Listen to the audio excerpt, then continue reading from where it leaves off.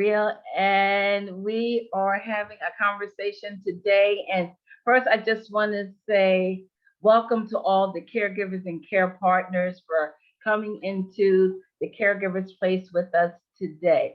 I am V, and I'm just so happy to know that you all have taken time to stop by here today to have another caregiver conversation. And to start this conversation, I just want to share some words, which I'm sure many of you are familiar with. And that is that to everything, there is a season and a time to every purpose, a time to weep and a time to laugh, a time to mourn and a time to dance. So, my question to you today is what do you do when you're in that season when it's a time to mourn? So, when you have lost a loved one. And maybe that loved one is the person that you've been caring for so long. You know, many of you know my story. I was the caregiver for both my mom and my dad.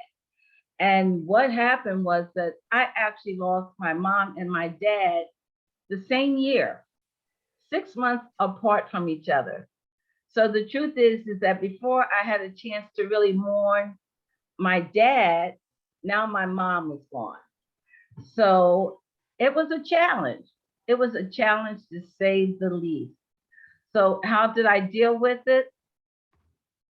There was tears, of course. There was so many things that I was dealing with.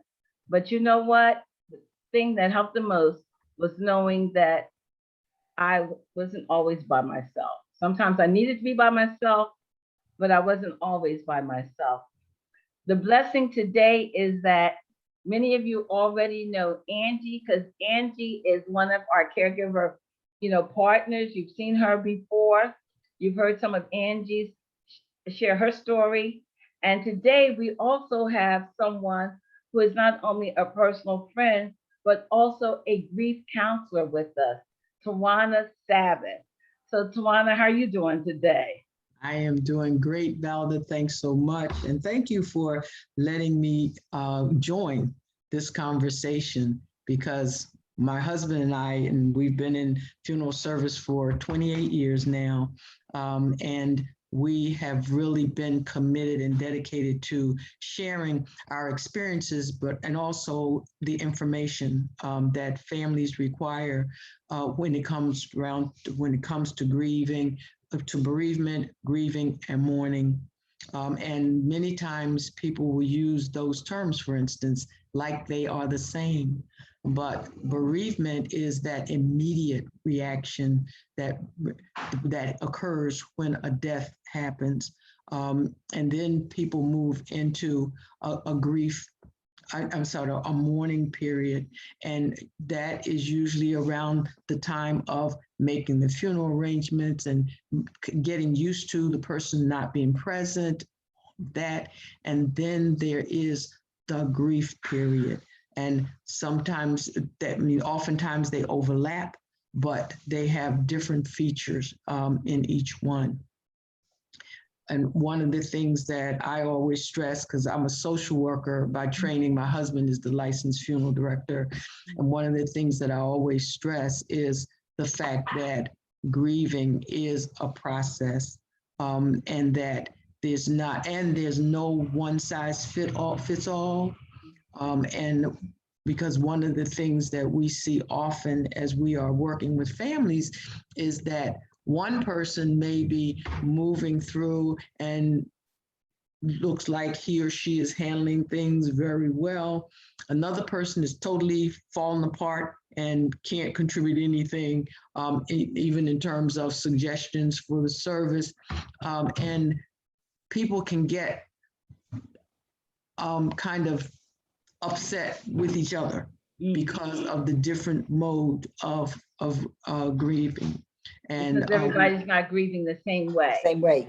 The same way. And, and especially when we see children of parents, their parent has passed. And so these children, we grew up in the same house and mom taught us this or dad showed us that and da. So there's this expectation that everybody's going to do it the same way. But it is not going to happen. It's not normal and it's not natural. Right. And it really depends on when it's happening too. I mean, Yes. I think about 2006 when I lost my husband, and it was about 2 or 3 weeks prior to losing him that we lost his baby sister. Hmm. And so having to go through that, Yes. and you're Yes. grieving for that one person, and then you're losing another person. Yes. And then when I lost my husband on September 7th, 2006, at that same time that I lost him, within hours of losing him, I became an in-home caregiver for my mom, who moved in. My husband passed somewhere between 5 and 5:30, and my mom moved in somewhere between 7 and 7:30. And it was trying to grieve, to move from mourning to and going through that journey, through that process, and at the same time caring for a loved one who was 80 years old. Yeah. And it became very difficult, but I was able to find some relief through my church, and working with some other ladies, 3 other ladies, and we actually started a grief share session at my church in February, the following February. So I was able to tell my story, and that's one of the things that's important, that you're telling that story, because you have to do something to take care of yourself. You have to do something to take care of yourself. And oftentimes you're thinking about, I'm taking care of my mom, or somebody says, I'm taking care of my children, or I'm taking care of, but nobody says, I'm taking care of myself. Yeah. And you have to do some things to really care for yourself. Mm-hmm. Yeah. Right. Yes. Point. I think that's one of the challenges, as far as being able to know, I guess, what's the best way to take care of yourself. Mm-hmm. You know, especially like when you know that life has changed. You know, I mean, the person that you had pretty much, let's say, like dedicated yourself to, you know, and now, you know, they're no longer there. You know, so Mhm. the question is like, what do you do? How do you resolve, if you maybe certain, things, Yeah. so Yeah. Tawana, just what are some Yeah. of the things that you've discovered with that?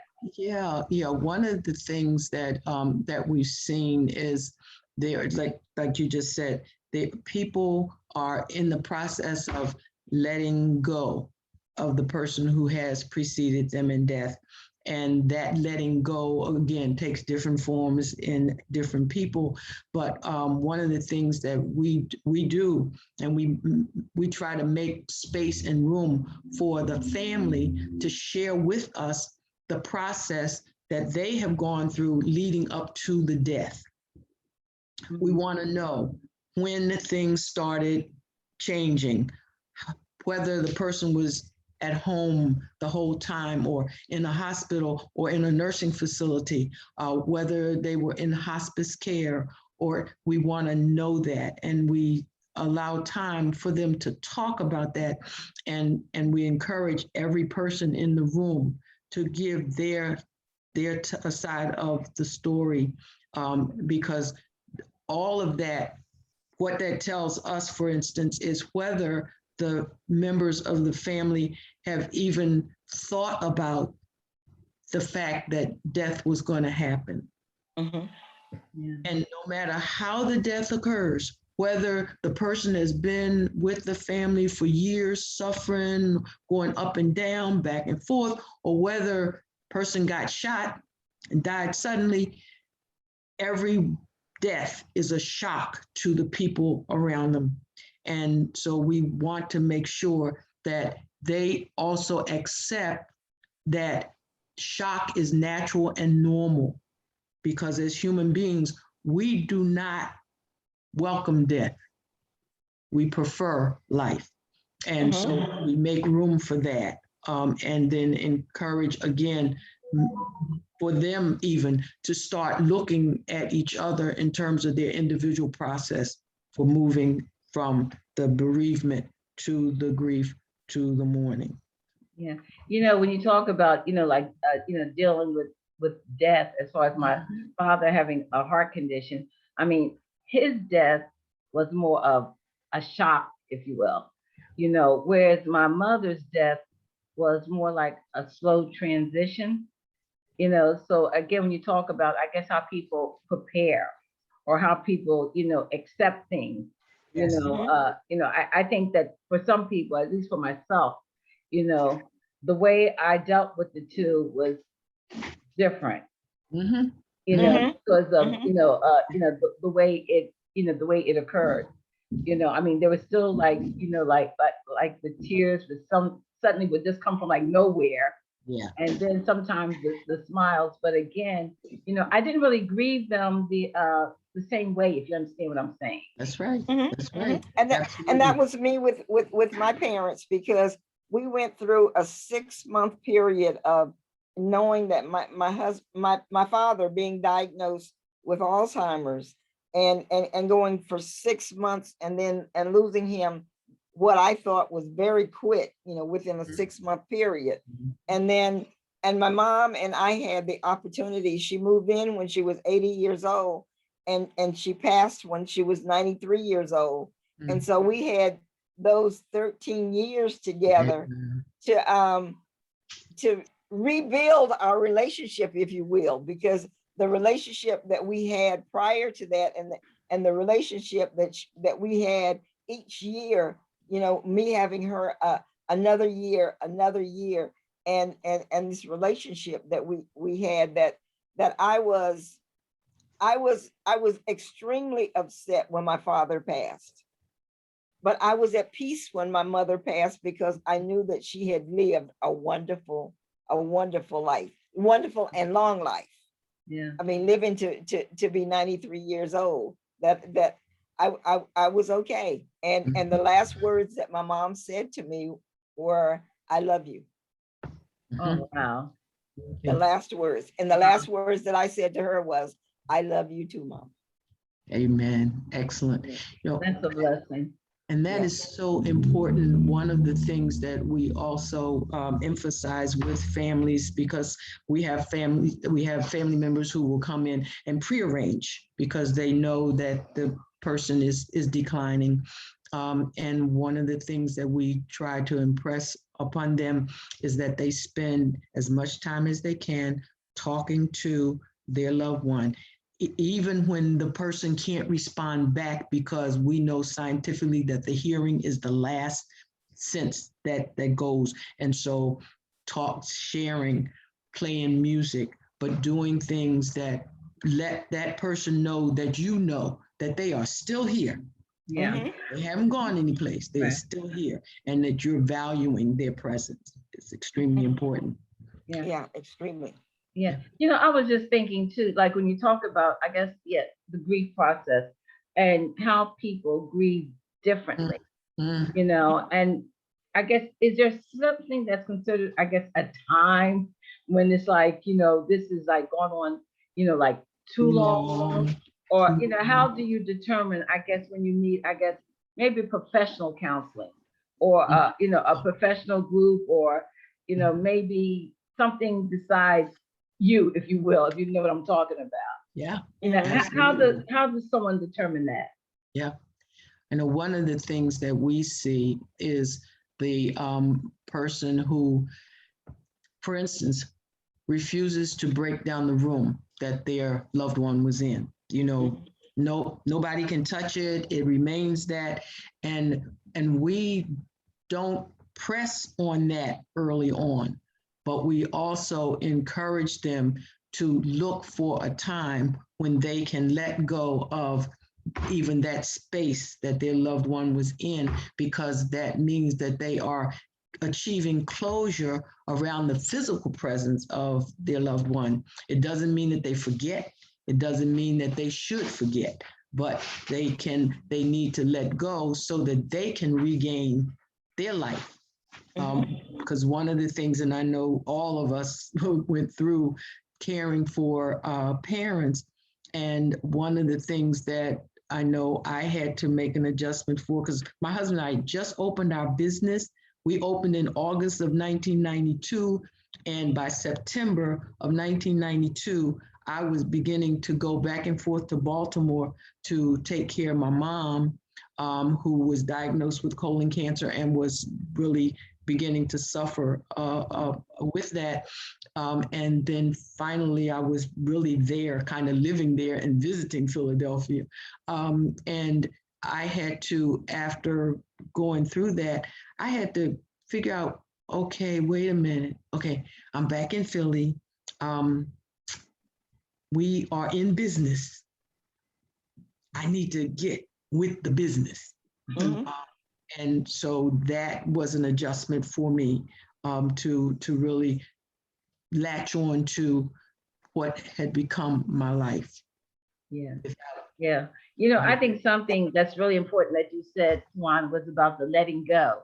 Mhm. And because that's a conversation that Angie and I had. Mm. Yes. Angie, you want to talk about that a little bit? Yeah. And I was going to mention that to Valda and I were talking this morning, and I was telling her about me letting go. And I had a neighbor that lived across the street, and she was a single mother, and she had a son that was in high school, and it was his senior prom. And she was concerned, she said, because he wants she said, his junior prom, he wasn't so concerned about it, but his senior prom, he really wanted to do it up. And she said, I can't afford to be getting the tuxedo and all this stuff and doing all these things. And I said to her, okay, come with me. So we came in, and it's actually this room where my husband had his clothes. And I pulled out a tuxedo. Wow. With all of the shirt, the cummerbund, the bow tie, and all of this. And I said, take this home and have your son to try it on.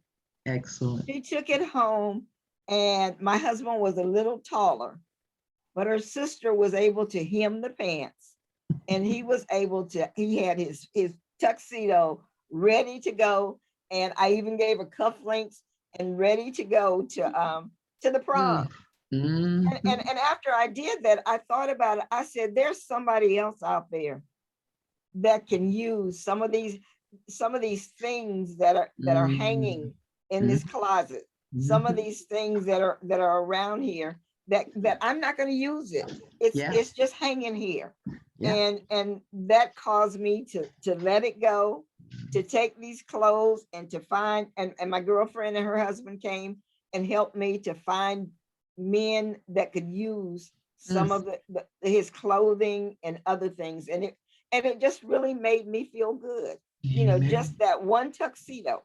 Yeah. Just really Excellent. made me feel good. Yeah. Yes. Absolutely. Wonderful. Yeah, No. that one tuxedo is letting you know that you're ready to move on and to let some of those material things go.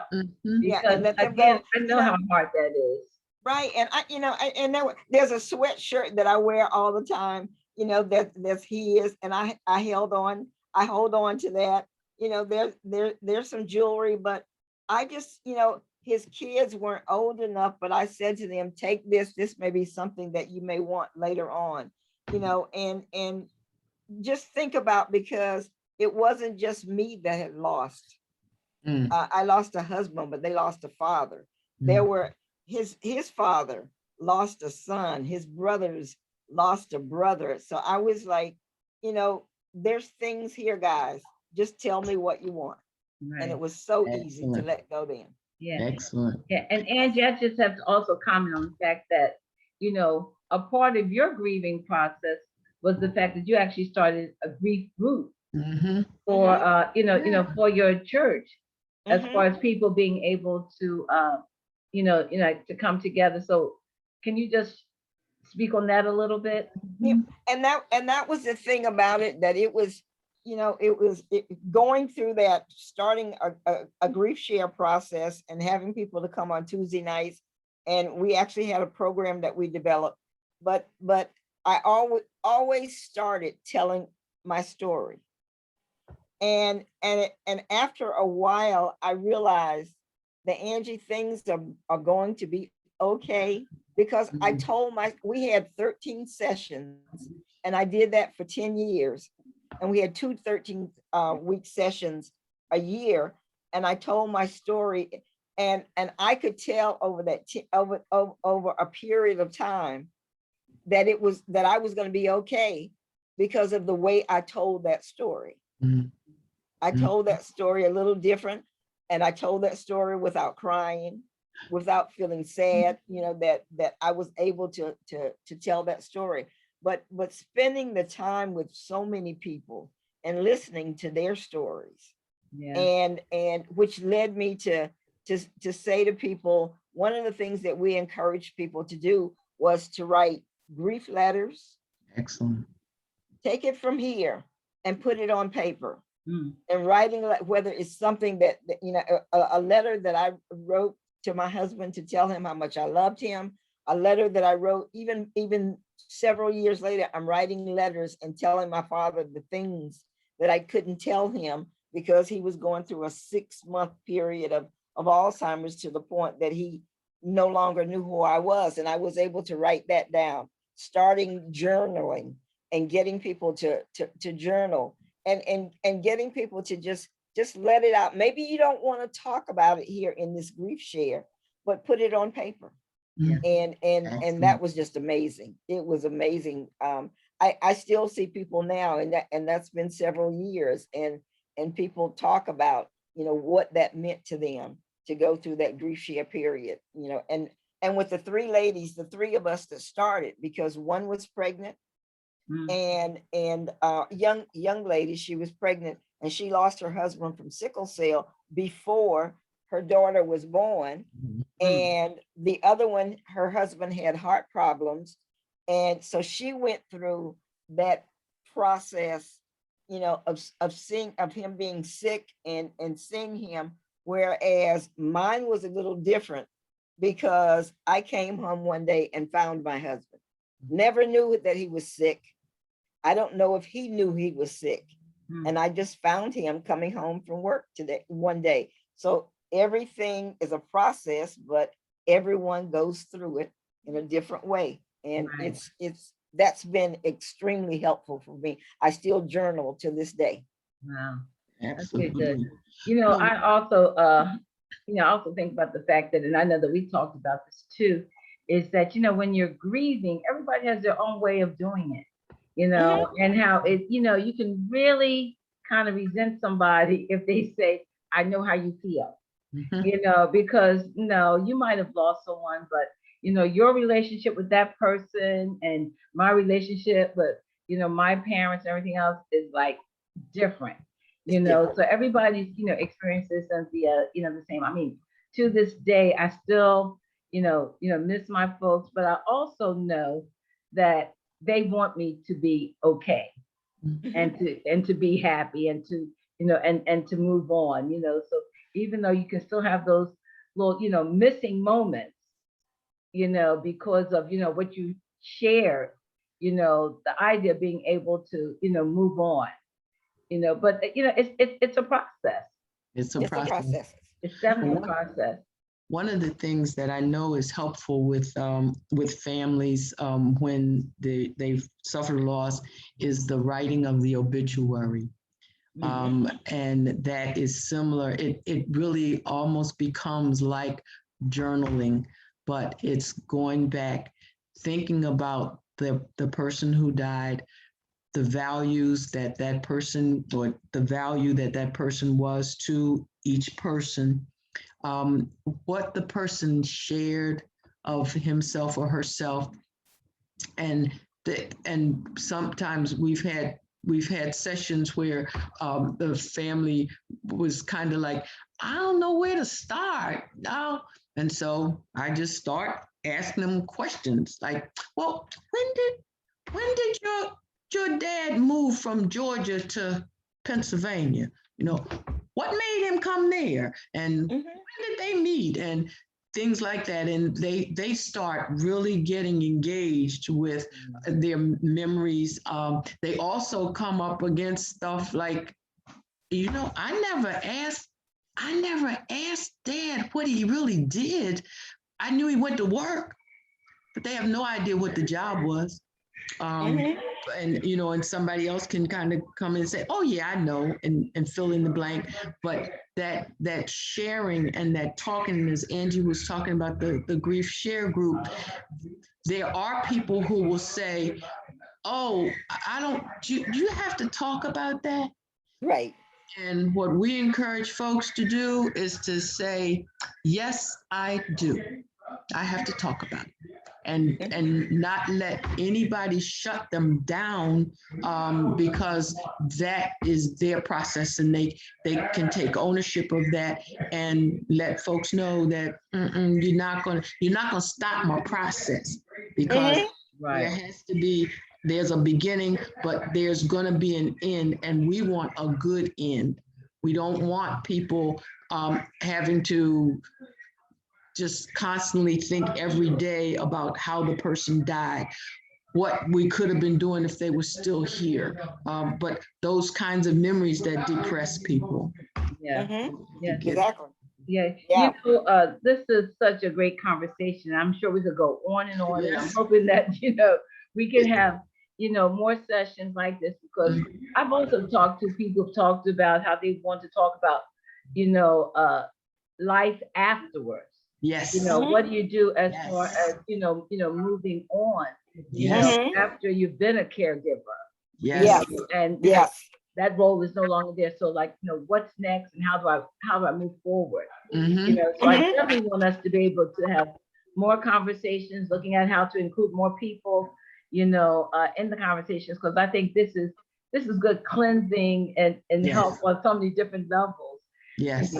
But having said that, I would like for each one of us just to have I guess, a closeout, comment. Tawana, anything that you want to share that you think is really good for a person who's either someone who's dealt with this, or you just Yeah. say whatever you want to say. Okay, thank you so much. I know one of the things that I look at, like with caregivers, sometimes, especially if they're in situations where either their siblings or their aunts and uncles, but they have criticized the caregiver, that person sometimes can incorporate that and feel like they didn't do enough, or they should have done something else. And we encourage them to share with us what they did, and we help them to celebrate that they did the best, so that they can feel good about what they have done. Yes, and I love to post little sayings on Facebook, and as we talk about this, one that comes to me is make peace with your broken heart. Mm. Given enough self-love, it will heal itself. I'm gonna read that again. Given enough self-love, it will heal itself. Yes. And that's something that we find ourselves when we're going through that mourning process, that we're making peace. Yes. Yeah. That we're making peace. Absolutely. Yeah. Yes. That self-care, looking at whatever that means, whether it means being a part of a group, finding someone that you can, talk to, know that it's okay to grieve, to know that being alone sometimes is okay, but also knowing that having someone that you can talk to, also, and knowing what does it mean to be able to let go and to be able to, move on, so that's also a sense of, self-care. Yes. And Val, let's not forget it. It's okay to cry. Yes. Yes. Yes. It's okay to cry. Okay to cry. Yes. Absolutely. And Perfect. that's why we talk about grief, Yes. that it's okay to cry, because there is a time to mourn, That's you it. know, Yes. and then we know that we can smile on also, but knowing that it's okay. It's Yes. okay. It's okay. It's- Okay. And do you want to give us the last words closing out? Okay. Well, that was my was making it. the peace, Yes. and it's okay. It's okay. Yes. However you choose to grieve, however you choose to mourn, from mourning to joy, however you choose, it's okay. Yes. It's okay. And don't let anybody else tell you that it's not, because it's okay. It's okay. And that's a good way for us to close out. And Yes. just remember, caregivers and care providers, you're not on this journey alone. And this is just an example of the love, the support, and just to say thank you. And you are appreciated, whether you hear it or not. You are truly appreciated and you are needed. And as you heard here, it's okay. Yes. Okay.